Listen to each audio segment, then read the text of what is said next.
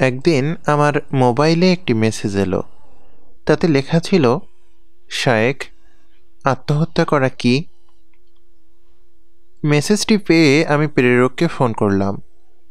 অপর প্রান্ত থেকে এক যুবকের কণ্ঠস্বর ভেসে এলো।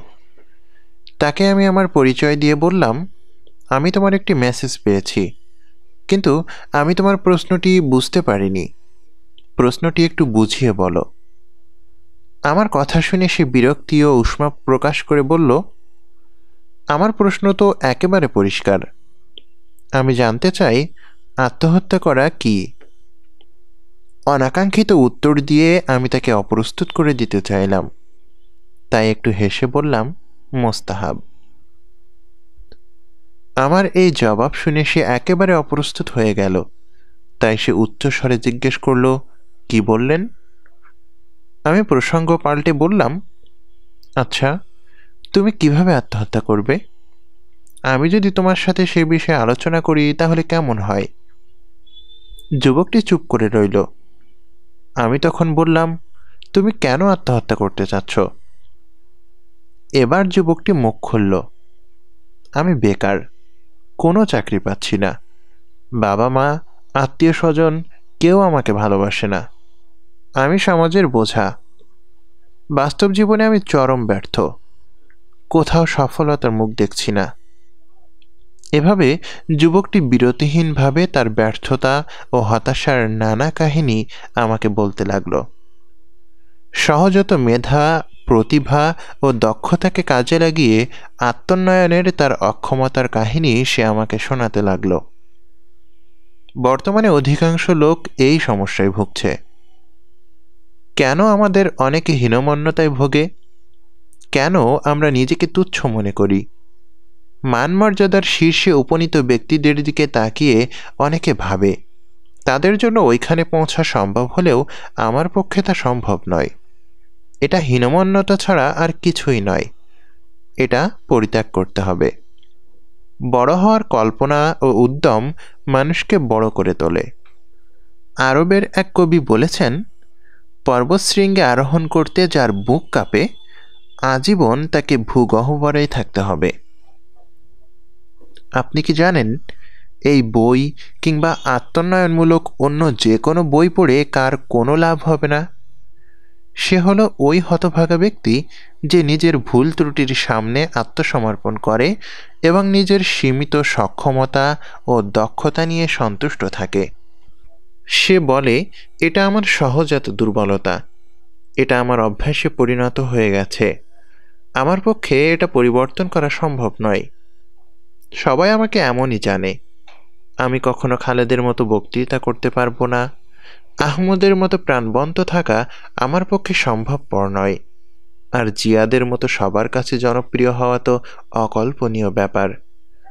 যারা এ ধরনের মনোভাব পোষণ করে স্থবির হয়ে থাকতে চায়, এই বই পড়ে তাদের কোনো লাভ হবে না। অতিশয় এক বৃদ্ধের সঙ্গে একবার এক মজলিসে বসা ছিলাম। সেই মজলিসের অধিকাংশই ছিল সাধারণ মানুষ। সেই বৃদ্ধ তার পাশের এক লোকের সাথে কথা বলছিল। সবার চেয়ে বয়স্ক বলে সেখানে তাকে অন্যদের চাইতে একটু বেশি সম্মান দেওয়া হয়েছিল। এছাড়া তার আর কোনো বৈশিষ্ট্য ছিল বলে আমার জানা নেই। আমি সেখানে কিছুক্ষণ আলোচনা করলাম। প্রসঙ্গক্রমে শায়খ আব্দুল আজিজ বিন বাজের একটি ফতোয়ার কথা আলোচিত হলো। আলোচনার শেষে সে বৃদ্ধ গর্বের সঙ্গে আমাকে বলল, আমি শায়খ বিন বাজের সতীর্থ ছিলাম। 40 বছর আগে মসজিদে আমি আর শায়খ বিন বাজ শায়খ মোহাম্মদ বিন ইব্রাহিমের দর্শে বসতাম। আমি তার দিকে তাকিয়ে দেখলাম, গর্বে তার বুক ফুলে উঠেছে। তার চোখে মুখে খুশির আভা, কারণ কিছুদিনের জন্য হলেও তিনি একজন সফল মানুষের সংস্পর্শ পেয়ে ধন্য হয়েছেন। আমি মনে মনে বললাম, আপনি কেন শায়খ বিন বাজের মতো সফল হতে পারলেন না? আপনারা তো একই পথের পথিক ছিলেন। শায়খ বিন বাজ তো গন্তব্যে পৌঁছতে পেরেছিলেন, আপনি কেন পারলেন না? শায়খ বিন বাজের ইন্তেকালে সারা পৃথিবী কেঁদেছিল, তাকে হারিয়ে সবাই আপনজন হারানোর মতো শোকাহত হয়েছিল। কিন্তু আপনিও একদিন মৃত্যুবরণ করবেন। তখন কি হবে? আপনার জন্য কয়জন কাঁদবে? অমুক মহান ব্যক্তির সঙ্গে আমার পরিচয় ছিল, তার সঙ্গে আমার আন্তরিক সম্পর্ক ছিল, তিনি আমাকে অনেক আদর করতেন। এমন কথা আমরা অনেক সময় খুব গর্বের সাথে বলে থাকি, কিন্তু আসলে এটা গর্বের বিষয় নয়। তিনি যেমন সফলতার সর্বোচ্চ শৃঙ্গে আরোহণ করেছিলেন, তেমনি সফলতার নাগাল পাওয়া আসল গর্বের বিষয়। তাই আপনিও উদ্যমী হন, সফলতার রাজমুকুট ছিনিয়ে আনতে এখনই দৃঢ় সংকল্প করুন। পণ করুন আপনার মেধা ও প্রতিভাকে কাজে লাগিয়ে আত্মোন্নয়নে সচেষ্ট হবেন। নিজেকে সফল ভাবুন, চেহারার মলিনতাকে সুন্দর হাসি দিয়ে বদলে ফেলুন। দুশ্চিন্তা ঝেড়ে ফেলে নিশ্চিন্ত হন। কৃপণতার পরিবর্তে উদার নীতি গ্রহণ করুন। রাগ ছেড়ে সহনশীলতার চর্চা করুন। দুর্যোগকে আনন্দের উপকরণ বানিয়ে নিন। ঈমানকে অস্ত্র হিসেবে গ্রহণ করুন। সার কথা, আপনার দৃষ্টিভঙ্গি পাল্টে ফেলুন। আপনার জীবন অবশ্যই বদলে যাবে। জীবনকে উপভোগ করুন। আপনার জীবন এত সংক্ষিপ্ত যে দুশ্চিন্তা করে তা নষ্ট করার কোনো অবকাশ নেই। তাই দুশ্চিন্তামুক্ত আনন্দময় জীবন উপভোগ করুন। কিন্তু কিভাবে? আপনার এই প্রশ্নের উত্তর দেওয়ার জন্যই বক্ষমান এই গ্রন্থের জন্ম। তাহলে আসুন আল্লাহর নামে আমরা একসাথে চলতে শুরু করি। ধীরে ধীরে এগিয়ে চলি কাঙ্ক্ষিত গন্তব্যের দিকে।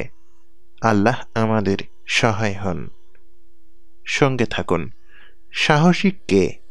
বুকে আছে যার উন্নত মনোবল, সুউচ্চ হিম্মত আর ইস্পাত কঠিন দৃঢ় সংকল্প। আর আছে নিজের মেধা ও প্রতিভাকে কাজে লাগিয়ে আত্মোন্নয়নের দুর্নিবার মনোবৃত্তি।